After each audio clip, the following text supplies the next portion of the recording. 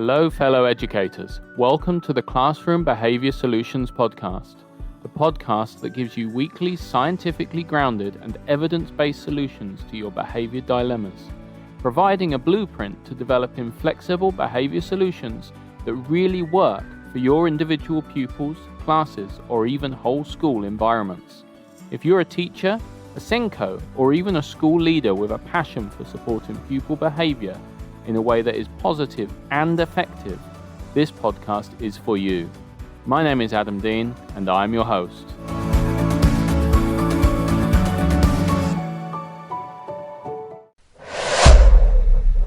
Hi everyone, welcome to this week's episode of Classroom Behaviour Solutions. Just want to give you a quick reminder that if you've got any specific issues, questions, situations that you'd really like me to address on the podcast completely confidentially without naming any names, then please send me an email to classroombehaviorsolutions@gmail.com. That's Classroom Behaviour Solutions, spelled the UK way with an OUR, at gmail.com. And I'll either reply to your email or I'll try and set a future podcast episode around it. So yeah, please do that. So this week I want to follow up on the episode last week, which was around behavior contracts and whole class behavior systems. Now that was a chapter taken from my book, Supporting Behavior with Science, Classroom Behavior. And I thought there was some useful issues discussed in there, but then at the end of it, we kind of discussed how, I wrote it 5 years ago and there's elements of it that I'm not quite sure about anymore, because the difficulty with applying a contract or a set of rules or a behavior, sorry, excuse that, that's my Labrador shaking his head behind me. Something that we're applying to everybody is that it's not going to fit everybody. And I've been having to think about that because I know people like to have a whole class behavior support system in place, or even a whole school behavior support system in place. But at the same time, we kind of agree that that's really difficult to do without isolating specific pupils. So here's my suggested adaptation to this, and we're gonna talk about this in a little while. That's what we're going to talk about in this episode. So here's the problem with a whole class behavior contract, is that you're setting rules that not everybody is going to be able to follow necessarily or make contact with those reinforcements. So here's my suggestion. Follow the same steps that we talked about before in terms of sitting down with the whole class and setting the rules and thinking about the reinforcement. But here's what we do differently. Okay, we write out a set of rules and we allow pupils to choose the rule that they are focused on following. Now, they're going to follow the other rules, or they're going to follow the other rules to the best of their ability, but we want them to pick one that's their target behavior. They're going to choose that. Either that, or we're going to choose it for them. And you know your class and your individuals. But this allows you to choose a behavior that is achievable for those individuals, something that they can do and make contact with the reinforcement and get the praise of the rest of the class. Potentially, again, we need to think about whether or not we want to be doing it socially, etc. So, for example, let's say we want to set a couple of... In fact, let me get the book back out again. So we're going to go back to behavior contracts. So we're going to go back to the behavior contract monkey class contract, which was for the Littleys.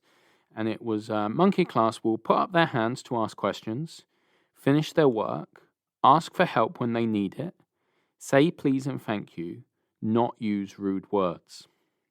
Every time monkey class follow their rules for 10 minutes, they get a tick on the board. 10 ticks equals 10 minutes outside play. Yay, monkey class. Now, what I'm suggesting is there may be some pupils that are going to really struggle with some of these things. So, for example, there may be some pupils that are going to struggle to finish their work. There may be some pupils that are going to struggle with certain elements of it. So what we're going to do is we're going to give the class either the choice of which one or two of those rules that they're focusing on. So they're going to win points for their team or class or whatever it is, or even individually, by following that particular rule. And you can give them a post-it and they can write the letter on their desk so that you can see which one they're working at. And then they're going to get points for either their group or their class by following those particular rules. This allows every single pupil in the class, providing you've been careful about what your rules are, to actually achieve and actually access that reinforcement and to look good, to get that peer social attention. And that's quite exciting. The other option is to adapt the other end of the contract. So looking at this particular one, put their hands up to ask questions. Now, that potentially is fairly possible for everyone. However, you could put an antecedent intervention in place to support with that. So rather than hands, it could be that you give some children a symbol that they can put on their desk so that they've got their hand up without, maybe they find putting their hand up socially isolating, or it causes a certain amount of anxiety. Whereas if they just flip a card on their table, that's going to make it easier. So that would be their version of putting their hands up. Finish their work. Well, that's fairly easy to adapt. We can just make the work finishable for all the individuals. Now, for some pupils, that might be 20 maths questions.